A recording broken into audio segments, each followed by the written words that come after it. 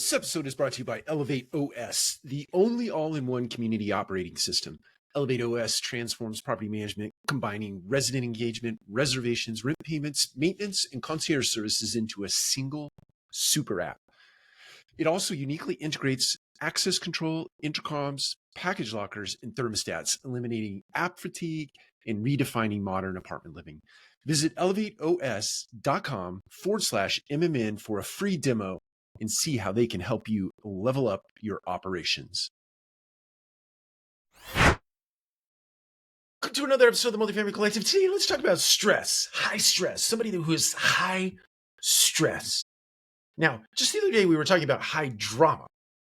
And just as a reminder, high drama is somebody that really thrives on chaos and conflict, and they tend to personalize issues, and they tend to just erode trust in your organization. It's kind of the me versus them kind of scenarios that they play out in your organization. Create mountains out of molehills. That's the high drama individual, and thereby they cause lots of friction in the organization. But today, let's talk about high stress, because I think high stress is a little bit different.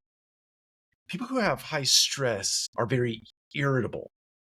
Many times, the exterior presentation of high stress is anxiousness, it's irritability, it's a sense of being overwhelmed. They often overcommit themselves, tend to be, or at least my experience is, they tend to be people who are very much perfectionists in their work. They tend to internalize a lot, compartmentalize, especially in the male version of human, tend to compartmentalize things, tend to blame yourself a lot of self-blame in somebody that is high stress. And many times those people, just high stress individuals, just want to resolve issues because they just don't want to feel the stress anymore. So they want to get to the end of something as quickly and as efficiently as possible because they just want to eliminate that stress in their lives. The problem is, a high stress individual creates a lot of tension in your organization, creates tension in other people. People who are around people who are very stressed tend to get a little bit stressed out themselves, not necessarily about their stuff, but about the person who is demonstrating this anxiousness and this irritability, and they're very hard to be around. So it thereby causes some stalled out efforts in your organization, because the person who's trying to understand the person who's stressful or full of stress, it's a guessing game. It's hard, right? It's hard to work around somebody that is just hardwired that way on an ongoing basis. They just function in a high stress way. It's very hard to be around individuals like that. If you're not a person, if you're a person that stayed in your character, right? That we talked about the other day, you're just a stayed individual. It's very hard to be around somebody who's anxious and nonstop. Those two things just don't match. Where this person is high stress, the person that has stayed in their character will go, okay, great. Let's just stop for a second. Let's put pure definition to the issue. Let's understand what the steps are that we need to take in order to relieve the stress. And the high stress individual just wants to go. Let's just run through the mountain and we'll pick up the pieces afterwards. So my encouragement to you today, if you're a leader or manager and you work around high stress, or if you're high stress yourself, let's figure out some ways to reduce that stress.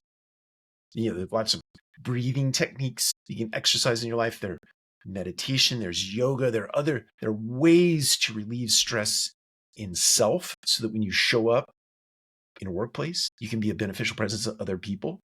If you take that stress out somewhere else, I run a lot. I do meditation because I have tendencies to move in a stressful way sometimes. If I feel overwhelmed, I get stress. And I tend to be that person who will just run through a mountain, run through a brick wall, hurt myself, hurt others, and pick up the pieces after the fact. I've learned over a long bit of time through lots of mistakes, that's not a good way to show up in the world. So running and meditation and stretching and things of that nature, I use to exude stress before I get into a workplace environment, so I can show up in a way that is good for myself, good for others, and hopefully good for an organization. So my encouragement to you, if you're a leader, do some of that and help others see that they need to do some of that so they can show up to be a beneficial presence for themselves and others. Take care. We'll talk to you again soon.